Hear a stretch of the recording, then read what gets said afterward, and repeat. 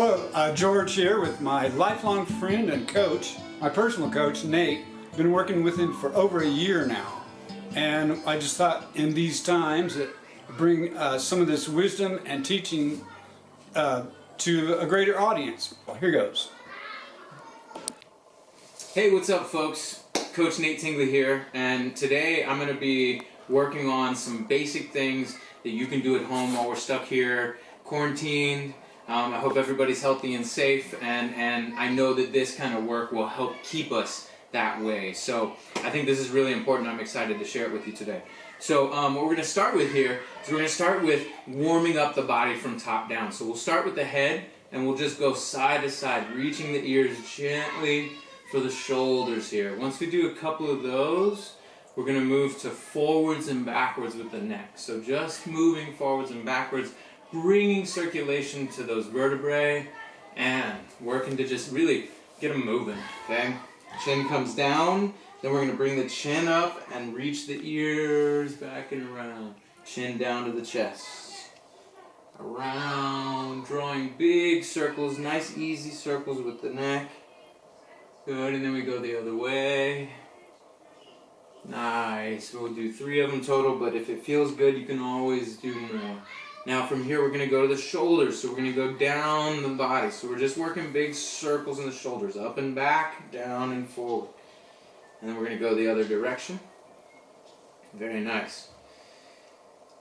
Now from here, we're going to go down the spine. Okay, so what I'm going to do is called we call them gunslingers, but really what it is a standing cat-cow. So we're arching the spine and we're opening the chest. We're pushing back and arching the spine and then pulling and opening the chest. If we understand it, we can get the hips in, but if that's too much, don't worry about it. But otherwise, we tuck and arch the spine as we push around the back and then pull, open up in the opposite direction. Tuck, arch, and then pull. Good. Now that we've gone on the spine, we'll go to the hips here. So we're going to go just to the tilt tuck, tucking the hips under and tilting the hips back. Warming the hips up. We're going to get into an angle, so we reach back to the side, but then tuck to come back to the center. Back to the side, tuck to come back to the center. So we're really working to keep the upper body strong here. Pull the belly in and squeeze the shoulders back. Right? Working for an aligned spine. Good. Now we swing the hips, so we reach back, and I'm going to swing from one side to the other side, and then tuck the hips under. Reach back, swing, tuck the hips under. Tilt, tuck the hips under. Good, nice. Now from here, we'll go to the knees, just simple knee circles. Bring the feet together, knees together, straight back, draw knee circles here. And then we go the other way. And then if you can figure it out, we go figure eights. Sometimes it helps to put a rope on the ground and an 8 so you can trace that with your knees. Good, and then we go the other way. Nice. Now we'll go down to the feet. So we go up on the toes and then back on the heels. Up on the toes, back on the heels, and just working to warm those ankles up. We're going to go out, picking up the big toes, in, picking up the pinkies. Out, in. Just like this a couple of times here. And then from here we go down to one foot, turn it over, stretch the foot out. Gentle on the toes. Sometimes they're not used to this pressure, so you always got to kind of acclimate your body to it, but it's always very good for it. We're bringing energy down there, we're stretching it out, bringing circulation and fluid. Very nice. Okay, so that's our warm-up. So remember, you can go back through this at any time and review these sections of it, and then do it again. Spend more time in the exercises, right? If you have questions about them, reach out to me. Get in touch with George, reach out to me, and I'm happy to help you with this process. But we're going to go through 4 basic exercises now to get the blood flowing throughout the whole body and keep us healthy. So from here, we're going to go through a basic squat. The first exercise, feet come out just wider than the hips, okay? It's okay if your toes point out a little bit if you want to. That's going to make it easier for the knees to go out. Knees follow the toes. Okay? And I sink my hips down, keeping my chest tall. If this is your range, that's great. If you can go down lower, that's awesome too. and then we come up from here. But notice it's my hips that go down, not my chest. So I'm not going like this, okay? I'm trying to stay tall, like I'm trying to sit in a chair behind me. And I reach out with my arms to give myself a little bit of counterbalance here, and then stand tall. Now, you can go through 8 to 10 of these, right? And you're gonna start to feel the legs burn, start to feel really what that burn is that's those muscles being used, and that use of those muscles brings circulation and health to that area, okay? So, second exercise here. This is called a hinge reach. So we just practiced a squatting pattern, and now we're practicing a bending pattern, okay? So, from here, as I bend back, I want my knees to be soft so that I don't lock my knees out as I reach my hips back. So, bending the knees, driving the hips back, and bringing the chest down, okay? This is our beginning position. Tuck the hips to come to the top. Tilt back, bend the knees, reach the hips back and up as you bring the chest forward. Tuck under, and standing tall at the top. Reaching back, tucking under, standing tall. Just a couple of times here. Again, we're reaching for 8 to 10 of these, okay? If we want to ramp that up a little bit, and I love this exercise, we do what's called a hinge reach, which is the same pattern. Hinge, and then reach out of the top of the head, trying to keep the biceps at the ear level as best as we can. So we have to use our back muscles. So squeezing back in the back and reaching these arms out, pull the arms back in, and then tuck it under. You're going to feel a little bit of work in the low back, so we pull the belly in and protect that low back as we work, as we bend here. Okay?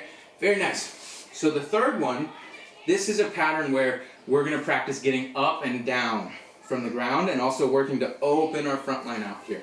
So this is called a squat sprawl. From here, I want to squat down. Again, hips down, chest up. Not chest down. Hips down, chest up. Hands come to the ground. Step back one leg and the other leg and make your body straight like a board. Now, intentionally sink your hips down. So mean to. Open the shoulders.